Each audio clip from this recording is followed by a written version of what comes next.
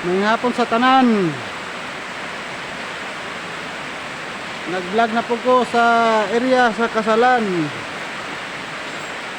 Kay ni ulan na dre pasalamat mi kay ni ulan na pod kay mula bay migsing ugma.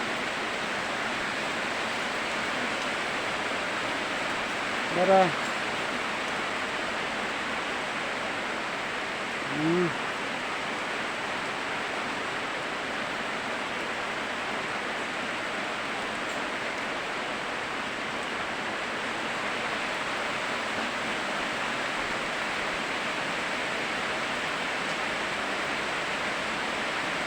ang among bagong gitanom. Kating lipaya kay nakainom og tubig.